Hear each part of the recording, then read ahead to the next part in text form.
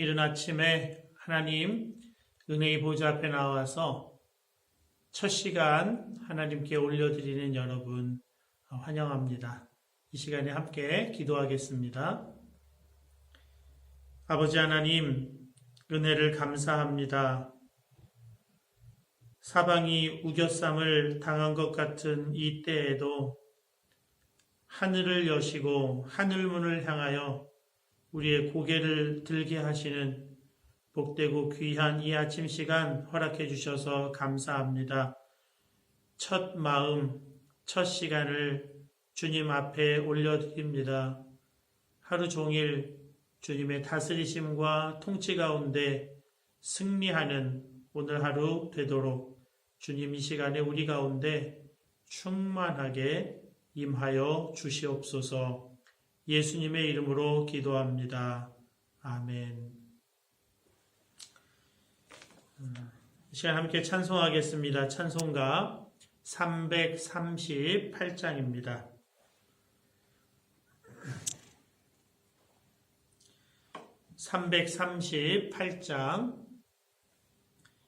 338장 함께 찬송하겠습니다. 내 주를 가까이 하게 함은 십자가 심 같은 고생이나 내 일생 소원은 늘 찬송하면서 주께로 나가기 원합니다. 내 고생하는 것 옛 야곱이 돌베개 베고 삼갔습니다. 꿈에도 소원이 늘 찬송하면서 주께로 나가기 원합니다.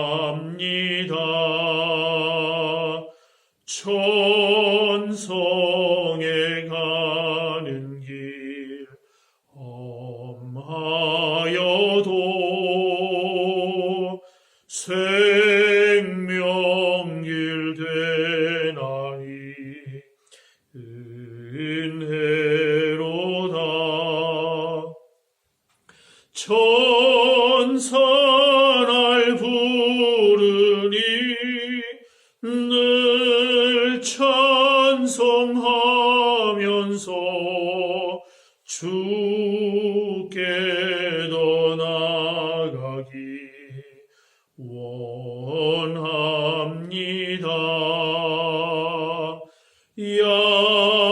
야곱이 잠깨어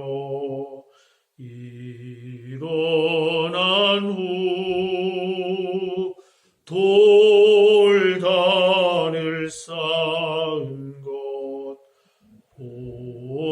본받아서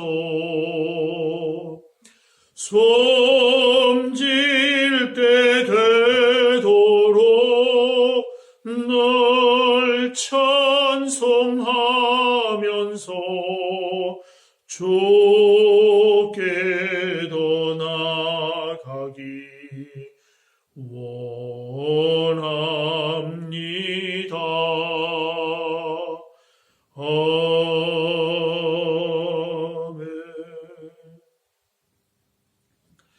오늘 아침 함께 보실 하나님의 말씀은 먼저 잠언 27장 말씀입니다.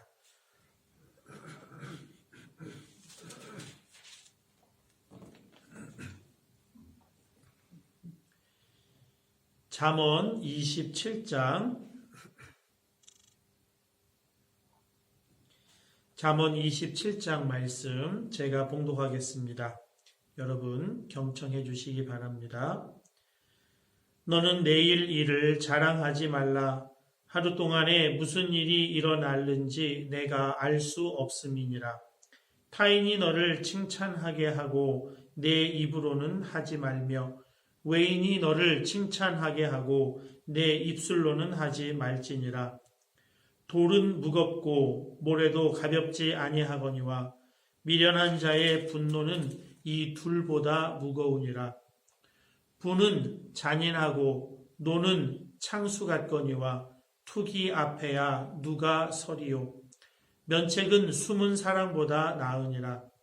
친구의 아픈 책망은 충직으로 말미암은 것이나 원수의 잦은 입맞춤은 거짓에서 난 것이니라.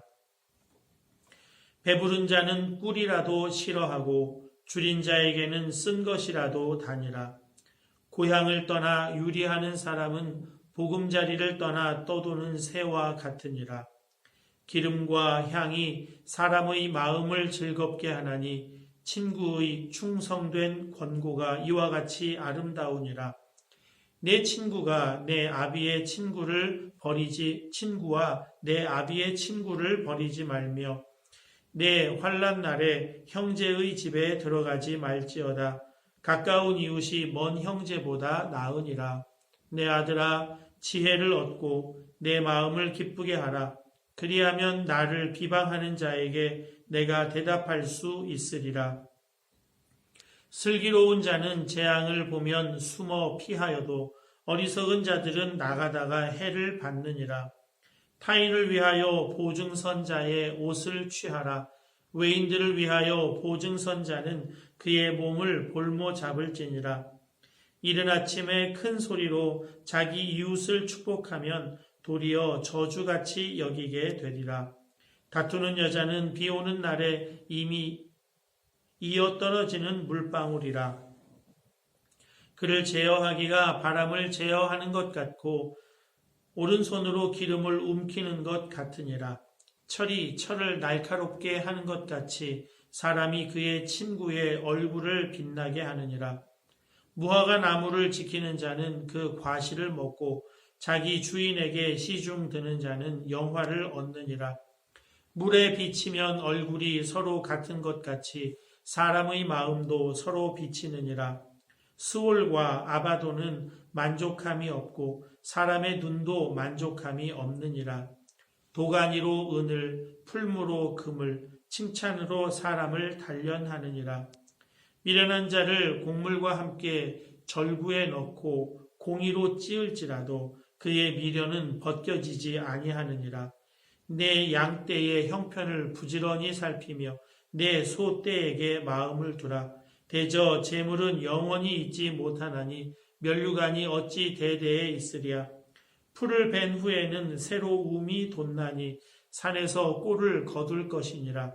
어린 양의 털은 내 옷이 되며 염소는 밭을 사는 값이 되며 염소의 젖은 넉넉하여 너와 내 집의 음식이 되며 내 여종의 먹을 것이 되느니라. 아멘.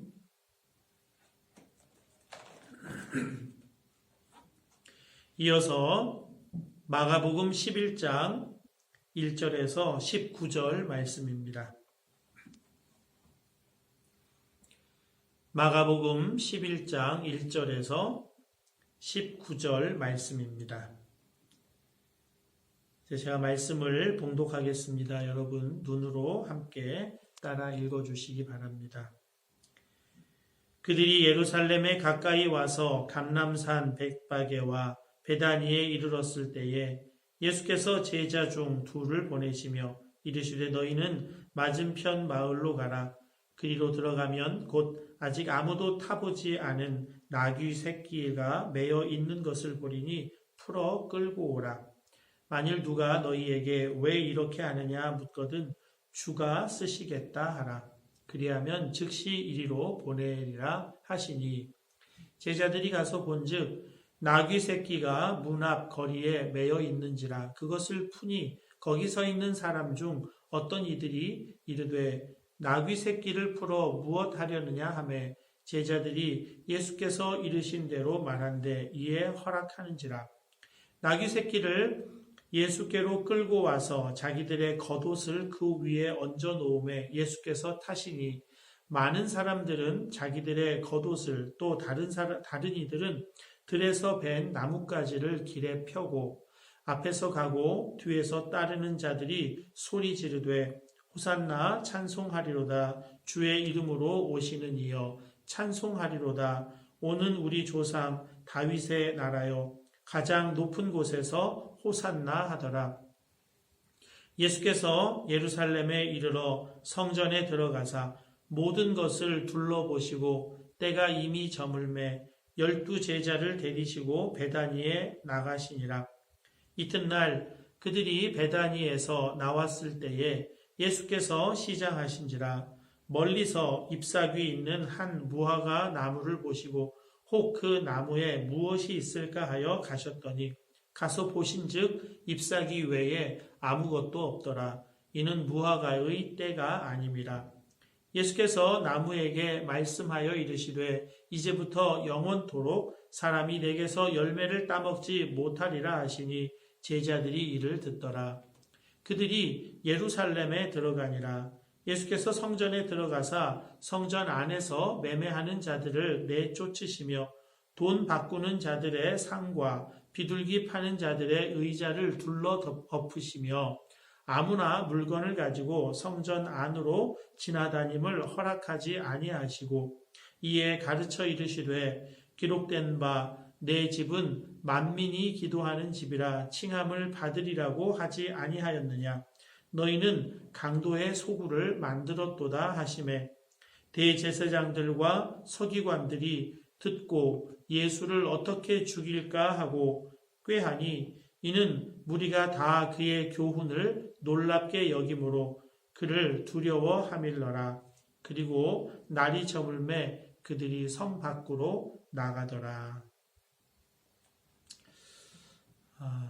이제 마가복음 11장 1절에서 19절까지의 말씀을 여러분 각자가 한 5분 정도 다시 읽으시면서 하나님 음성에 귀를 기울이시겠습니다.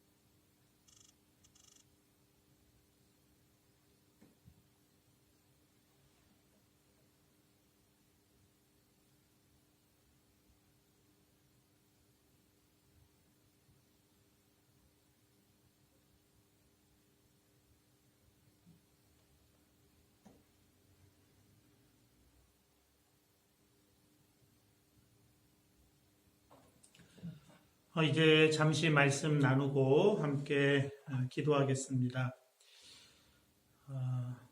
역사가 발전하고 과학이 이제 발전하면서 이제 계몽주의 시대에 이제 들어오게 되죠. 계몽주의 시대에 사람들이 과학주의적인 사고방식을 하기 시작합니다. 그러면서 주로 젊은 사람들 중심으로 성경에 나타나 있는 기적과 놀라운 일들에 대해 이제 배척하기 시작합니다. 그래서 성경은 믿을 수 없는 책이다. 그런 생각을 많이 갖게 돼요. 그런 젊은이들이 교회를 떠나는 것을 무척 안타깝게 생각한 슐라이에르 마허라고 하는 목사님이 독일 목사님인데요.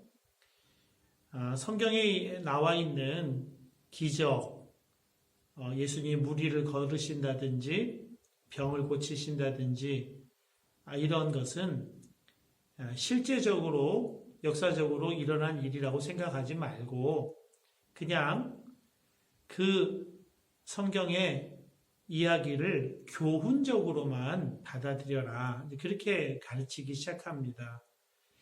자유주의 신학이라고 여러분 얘기 들어보셨죠? 이 슐라이에르 마허를 필두로 해서 자유주의 신학이 시작이 되는 겁니다. 성경에 나와 있는 동정녀 탄생이라든지 기적 이런 것들을 이제 부인하는 겁니다. 사실은 목회를 위해서 한 일이기도 하고 또 떠나는 젊은이들을 붙들기 위한 방편이긴 했지만 성경을 다 믿지 못할 책으로 여기게 된 그런 시작이 됩니다. 여기에 대해서 불투만이라고 하는 독일 신학자가 그렇게 해서는 안 된다고 주장을 합니다. 그는 신정통주의에 속해 있는 사람이고 말씀 중심인 사람이에요. 그래서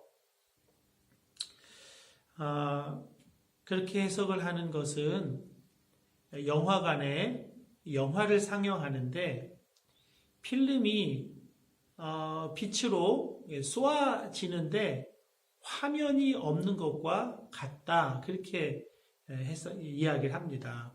영화를 보려면 화면이 꼭 있어야 되잖아요. 그리고 빛 형태로 이제 필름 영상이 화면에 맺힐 때 우리가 영화를 볼 수 있는 것과 같은 거죠. 그러니까 역사적인 사실이라고 하는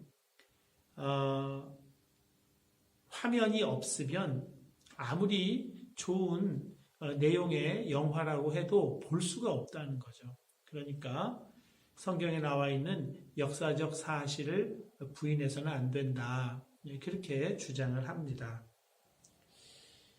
예수님께서 이 땅에 오신 것, 육체를 입고 이 땅에 사람으로 오신 것, 그리고 이 땅에서 행하신 모든 일들은 역사적인 사실입니다.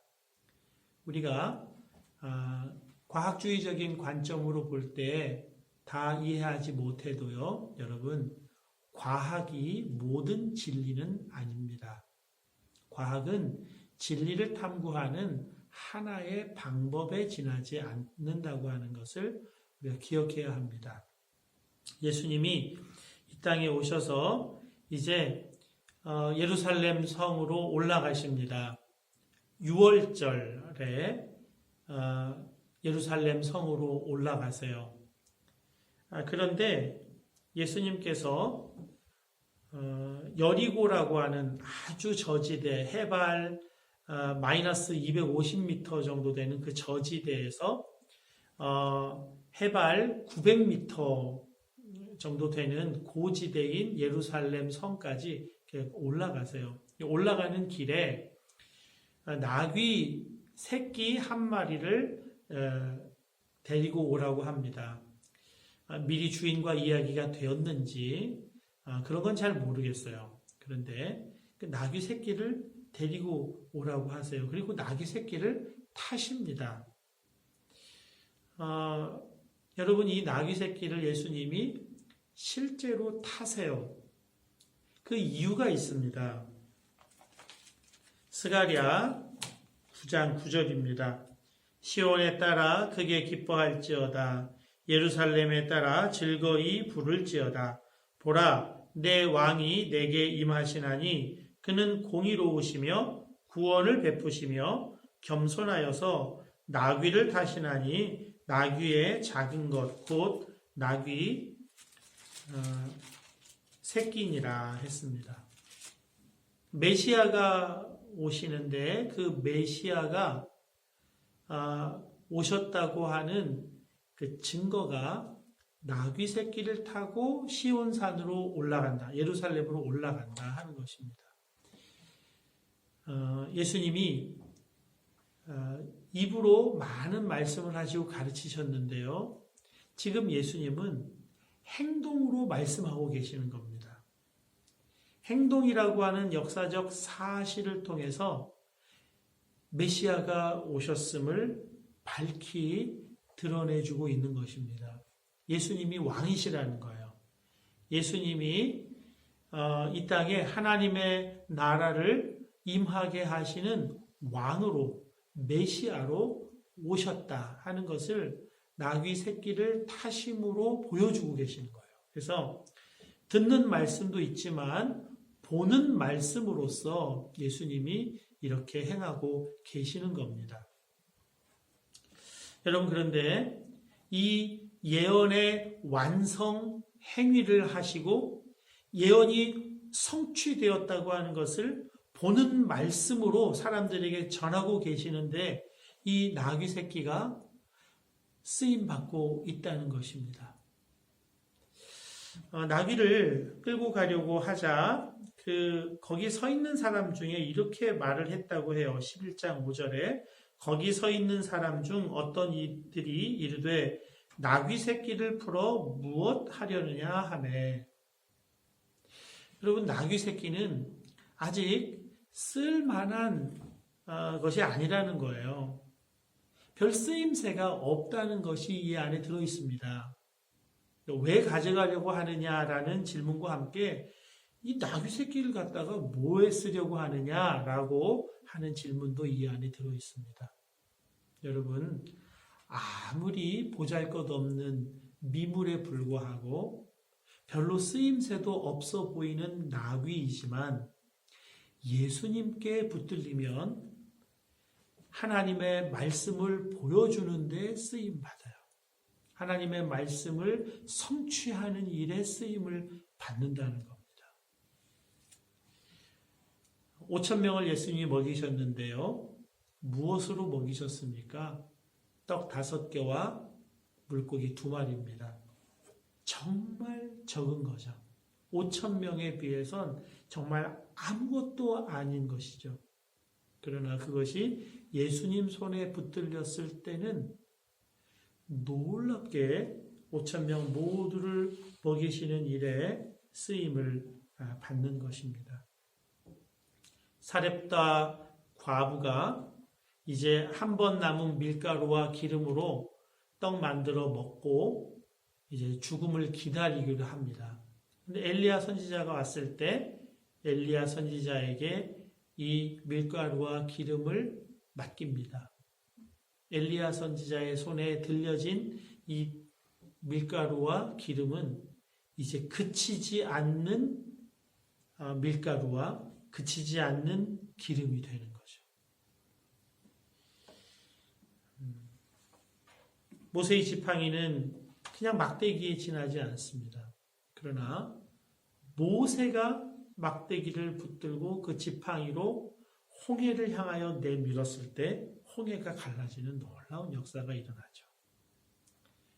아무리 작은 것이라고 해도 아무리 미물이라고 해도 하나님 손에 붙들리면 예수님 손에 붙들리면 놀랍게 쓰임을 받는다는 거예요.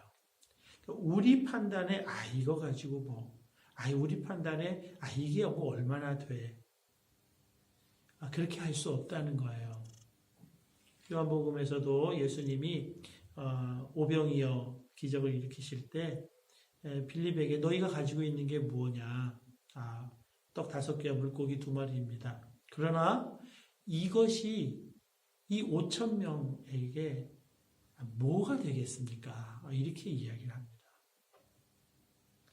인간의 상식과 인간의 경험으로는 아무것도 아니고 미물이지만 그러나 예수님 손에 붙들렸을 때는 놀라운 일이 일어나는 거예요. 우리가 연약한 자이고 아무것도 아닌 것 같고 별것 아닌 것 같아도 우리가 예수님 손에 붙들리면 예수님은 놀랍게 쓰시는 하나님이시다 하는 것입니다.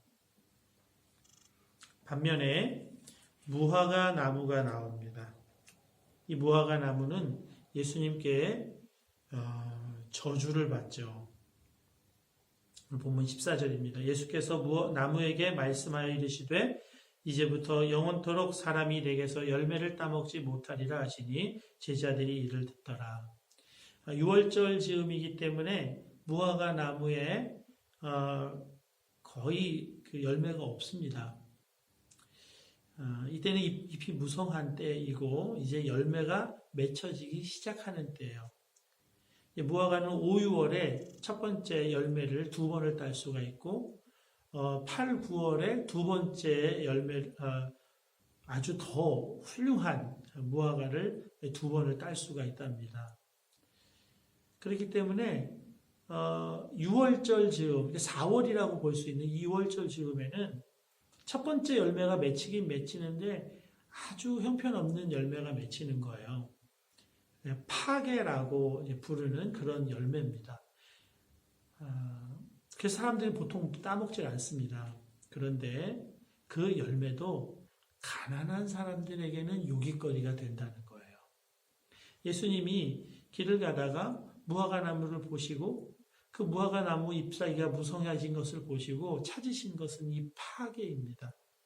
가난한 사람, 배고픈 사람이 먹는 무화과입니다. 근데 이 무화과가 그것도 달고 있지 않다는 거예요. 아직 무화과의 때가 아니더라. 7, 8, 9월은 아니라는 그 얘기입니다. 여러분, 별것도 아닌 이것을 달지 않았던 무화과가 예수님에게 크게 책망을 듣는 거죠. 여러분, 형량을 보면 그 죄가 얼마나 큰지를 알 수가 있는 겁니다. 우리가 보기에 그 적은 거 안 달았다고 안 맺었다고 예수님 어떻게 저렇게까지 하시나 라고 생각할 수 있지만 예수님 보기에는 그 적은 것이 결코 적은 것이 아니라는 말이에요. 우리 보기에 이런 거 정도는 좀 하나님이 눈 감아 주실 수 있지. 이런 거 정도는 좀 하나님 스킵해 주시라고. 이런 거는 어쩔 수 없이 타협하면서 살아야 되는 거 아니냐고. 그렇게 하는 것도 예수님 보시기에는 우리 보기에는 아주 적어 보여도 예수님 보시기에는 아주 중대한 범죄가 될 수 있다고 하는 것. 그것을 오늘 예수님이 말씀해 주고 있는 것입니다. 여러분, 왜 이런 결과가 있습니까? 성전에 문제가 있다는 거예요. 여러분, 성전은 그저 건축물이 아닙니다. 성전은 하나님의 임재가 있는 공간입니다. 그러니까 하나님의 임재예요, 성전은. 그래서 성전은 언제나 하나님과의 관계를 나타내 보여주는 곳입니다. 이 성전을 이스라엘 백성들이 더럽히고 있다. 그렇게 성경은 말씀하고 있습니다. 예수님이 이렇게 말씀하시죠. 17절 이에 가르쳐 이르시되 기록된 바 내 집은 만민이 기도하는 집이라 칭함을 받으리라고 하지 아니하였느냐. 너희는 강도의 소굴을 만들었도다 하시매. 이때 당시 예수님 당시에 이 강도는요. 민족주의자들입니다. 민족주의자들이 살인 행위를 하는 것을 강도라고 불렀어요. 성전을 이스라엘 민족을 위한 도구로 생각하고 있었다는 겁니다. 그래서 저항 운동하는 본거지로 삼았다는 겁니다. 성전은 하나님 만나는 곳이고 하나님 임재가 경험되어야 하는 곳인데 이스라엘 민족만의 것으로 삼고 이스라엘 민족의 해방을 위한 본거지로만 삼았다. 예수님 그렇게 말씀하고 있는 것입니다. 성전에 문제가 있어요. 여러분, 우리도 하나님의 성전입니다. 너희가 하나님의 성령을 모신 하나님의 전인 줄 알지 못하느냐. 건축물 성전이 이제는 사람 성전이 되었어요. 하나님의 성령이 계실 때 성전인 것입니다. 그런데 이 성전이 하나님 나를 위한 도구로 바뀌게 되면 예수님께서 정화시키지 않을 수 없다. 그렇게 말씀하고 있는 겁니다. 그럼 성전이 바르게 되지 않을 때, 하나님과 나와의 관계가 바르게 되지 않을 때, 하나님의 임재가 충만하게 임하지 않을 때는 아주 적은 것이라고 소홀하게 여깁니다. 열매를 맺지 못해요. 예수님이 요한복음 15장에서 분명히 우리들에게 말씀해 주고 있습니다. 요한복음 15장 5절입니다. 나는 포도나무요 너희는 가지라. 그가 내 안에 내가 그 안에 거하면 사람이 열매를 많이 맺나니 나를 떠나서는 너희가 아무것도 할 수 없습니다. 예수님 내 안에 계시고 내가 예수님 안에 거하는 이것이 성전입니다.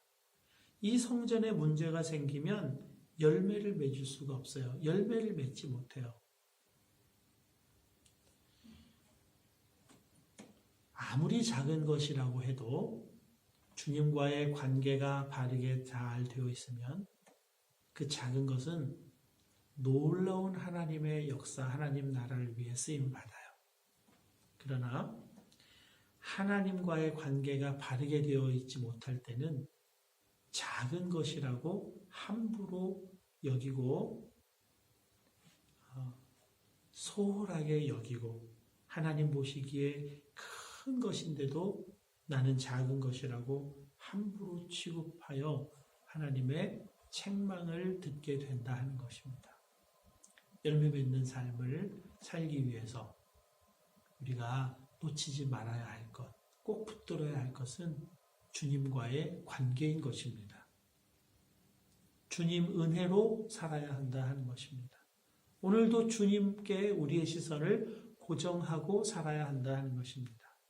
그럴 때 열매 맺는 삶을 살아갑니다. 아주 작은, 아주 사소해 보이는 그것에서부터 놀라운 열매를 맺으며 살아가게 된다 하는 것이죠. 오늘 하루도 나의 성전, 이 개인 성전이 하나님 임재로 가득한 그런 하루가 되실 수 있기를 바랍니다. 그래서 아주 작아 보이지만 그러나 하나님 손에 붙들려 놀라운 열매를 맺는 그런 오늘 하루가 되실 수 있기를 주님의 이름으로 축복합니다. 함께 기도하겠습니다. 함께 기도하실 때 하나님 이 땅을 고쳐 주시옵소서.